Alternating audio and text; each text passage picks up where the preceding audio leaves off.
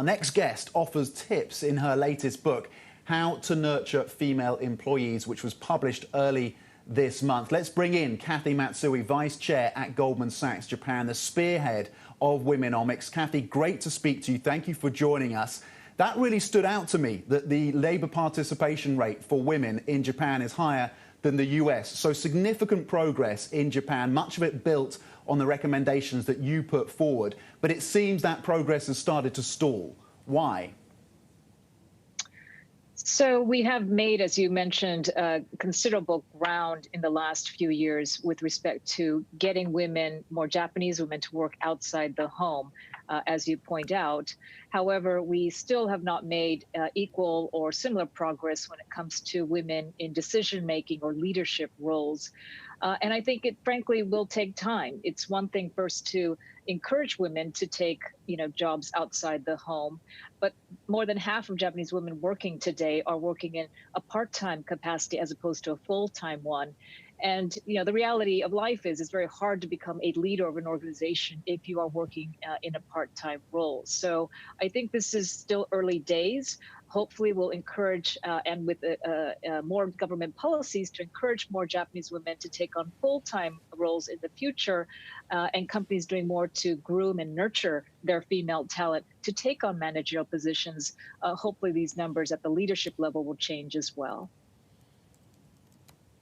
And Kathy, I think there's a perception sometimes that the idea, the push to get more women into the workforce is something of a fluffy idea, a do-gooder approach to things. But this is vital for competitiveness, for getting that talent. Talk us through why this is important at a corporate level to get women into these positions of power.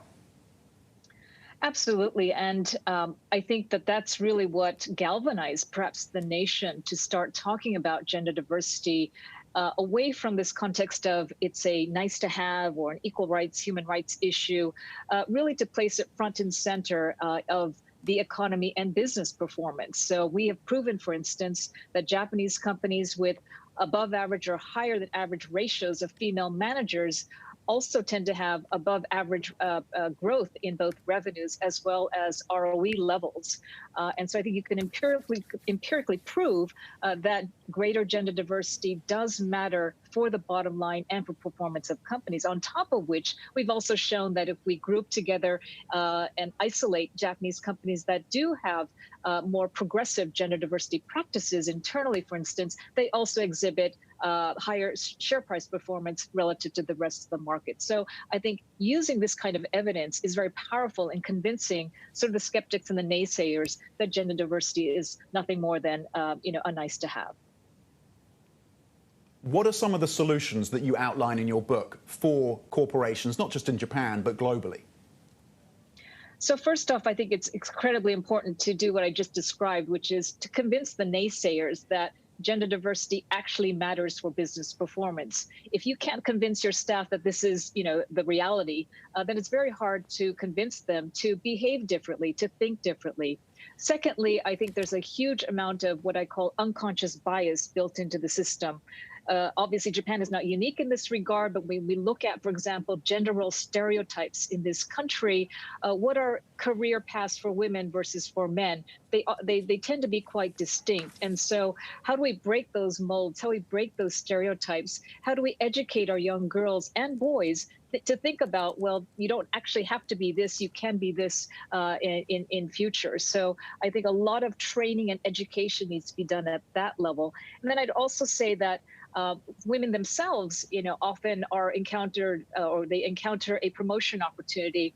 And in my case as well, I've tried to offer women a promotion opportunity, and they often say, "Oh no, I'm clearly not qualified. It's far too early for me." Whereas, frankly, a lesser qualified guy would say to me, "Hey, that's my job, that's my promotion. Give it to me, yesterday." So I think there's this lack of self-confidence, which again is not unique to Japanese women, of course, but I think a lot needs to be done to sensitize managements and sensitize leaders to be mindful of this, confidence gap, so to speak, and encourage women to take on, positions of greater responsibility. I have Japanese CEOs who have told me they've been rejected, and I said, "Well, did you ask again? Did you give up after the first try? And often they give up after the first try. And so ask again and say, look, I would not have given you this opportunity if I did not have confidence in your ability to succeed in this new role. And usually that, that additional push can actually yield better results. Kathy, doesn't it help greatly when you've got people out there like Yuriko Koike, who's the governor of Tokyo? Doesn't she act as a symbol for women? She is obviously one symbol, but if we look at the broader, for example, political landscape in this country, I think it's just absolutely unacceptable that if you look at the lower house, the more powerful house of Japan's parliament, for instance, a mere 10% of representatives are women. So it's a 9-to-1 ratio. That is a lower percentage of women in parliament than Saudi Arabia and Libya. And I have to ask, the Japanese society, do you think this is acceptable? I think it's highly unacceptable. So while Koike-san is a very powerful symbol, she's running the largest prefecture in all of Japan, she is just one individual. We need to see a lot more women leaders being portrayed as real role models for the younger generation of women coming up, through the pipeline. But I am encouraged because I do see a lot more females looking for non-traditional career paths and looking at people like Koike-san and saying, you know what, I think I can be something like that. But if you, don't see it, you can't be it. So we definitely need more role models in this country. Kathy, I'm going to quote you from 2018. It's yourself crediting Prime Minister Shinzo Abe on depoliticizing the debate here, saying, and I quote you, he moved the issue of diversity out of the realms of human rights into the realms of economic growth. The thing is it translating into economic growth yet? And that's the challenge, is it not? Of course. And like I said, with respect to getting women in leadership positions, this is not going to happen overnight. Frankly speaking, Japan's female labor participation rate was one of the lowest in the developed world not that long ago. It was in the mid-50s, and now it's 71% plus.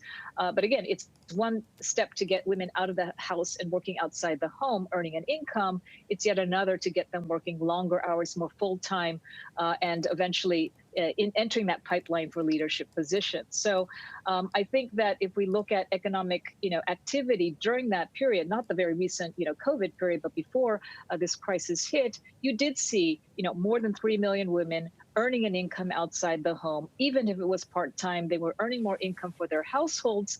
More income means more consumption. More consumption means more revenues for those companies. Those revenues for those companies are recycled back into the economy through increased consumption and investment. So it's this virtuous cycle that I think will eventually take hold. But again, it takes time.